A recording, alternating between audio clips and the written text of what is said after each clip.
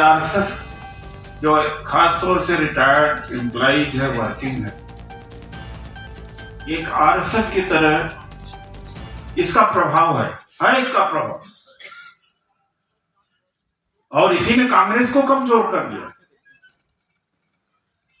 BJP, RSS और BJP ने बाद में कमजोर किया, इनको गलत डायरेक्शन में चला दिया। कह रहे हुक्मरान बनोगे तुम। डॉक्टर अंबेडकर को चुनाव में हरा दिया, डॉक्टर अंबेडकर को भारत रत्न नहीं दिया। अरे भाई, डॉक्टर अंबेडकर को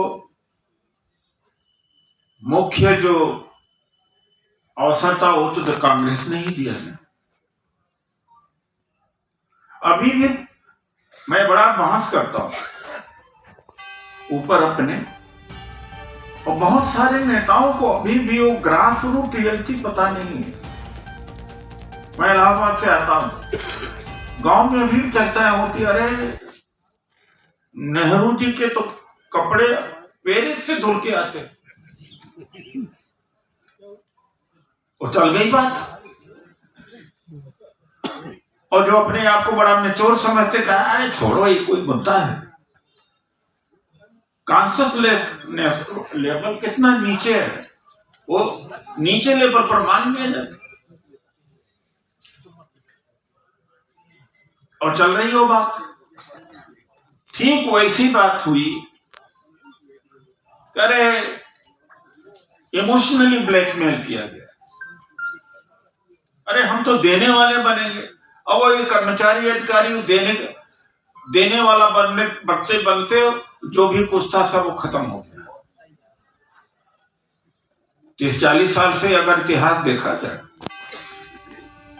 उत्तर भारत में क्या हुआ, यही तो हुआ। उसके बाद में आरएसएस ने कमजोर कर दिया, वहां से कमजोर करा करके आरएसएस ने टेक ओवर कर लिया।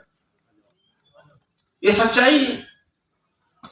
अरे भाई, डॉक्टर अंबेडकर ये भी कहते कि अच्छा, पटेल ने कहा था कि डॉक्टर अंबेडकर के लिए संसद के दरवाजे क्या खिड़कियां भी बंद कर दिया जाए। अब भाई इसका क्या, जबकि सच्चाई है कि वो बंबई प्रेसिडेंसी से नहीं जीत पाए, और ढाका से खुलना है, वहां एक जगह ढाका से मुस्लिम लीग के सहयोग से जीत के आए वो संसद कॉन्स्टिट्यूशनल असेंबली में। ये बात सुनने की जरूरत है, आज भी है। दिमाग बहुत खराब है लोगों में, आज भी है, जिसकी वजह से सारा सत्यानाश हो रहा। हम अपने सत्यानाश के लिए जिम्मेदार हैं। अगर इसके पर ये जो अंतर्विरोध, अगर इस अंतर्विरोध पर हमने ध्यान नहीं दिया तो आगे हम ठीक नहीं कर पाएंगे। अब लोगों को बीच में बात चली गई, और जिनका नुकसान हो रहा था चुप रहे, इस पर ध्यान ही नहीं दिया। जबकि संविधान सभा का ड्राफ्टिंग कमेटी का चेयरमैन किसने बनाया? कांग्रेस ने बनाया था।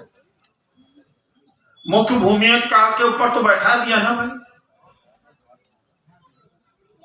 और डॉक्टर अंबेडकर जब संविधान सभा में बोलने के लिए खड़ा होते हैं तो कहते हैं कि मैं तो आश्चर्य हूं, मैं तो मेंबर ही बहुत बड़ी बात समझ रहा था, यहां तो मुझे चेयरमैन बना दिया गया। ये चीज नहीं कही जाती। जिनका पेट भर गया है, डॉक्टर बन गए, इंजीनियर बन गए, अधिकारी बन गए, कर्मचारी बन गए, वो दिन भर गाली देंगे, यही काम करते हैं। अरे बाबा साहब के साथ, अरे भाई, कानून मंत्री किसने बनाया? कांग्रेस ने बनाया। अच्छा, 1952 में चुनाव हारे। चुनाव कोई हारने के लिए लड़ता है क्या? अगर दुनिया में कहीं ऐसा हुआ है कि कैंडिडेट कोई हारने के लिए मान लेता? हालांकि चुनाव हराने के काम में सावरकर और ऐसे डांगे उस समय कम्युनिस्ट पार्टी के सबसे बड़े नेता थे, उन्होंने किया था। और डांगे को डबल वोट मिल गया था। खैर उस डिटेल में मैं नहीं जाना चाहता। अब ये बातें पूरे उत्तर प्रदेश में, मध्य प्रदेश के हिस्से में, हिमाचल प्रदेश में, पंजाब में, हरियाणा में, थोड़ा बहुत बिहार में, थोड़ा उड़ीसा, पूरे नॉर्थ में इसने ये बात दी कि हम तो हुक्मरान बनेंगे। एक नौकरी नहीं दे पाए हुक्मरान बनाने के लिए, कितनी ऊर्जा हमारी बर्बाद कर। एक नौकरी का सृजन न कर सका, एक वाइस चांसलर को न बना सका। आज उसको सोचने की जरूरत है।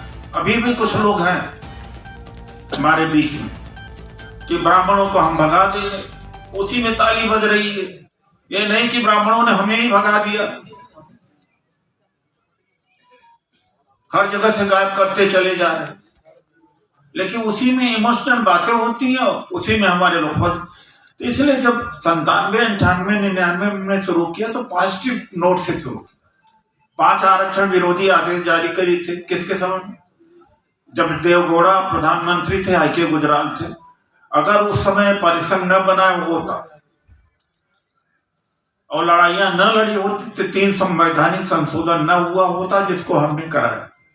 लाखों लाख लोग इकट्ठा हो जाते थे, हालांकि उसमें निजी स्वार्थ था। तब का ये संगठन है।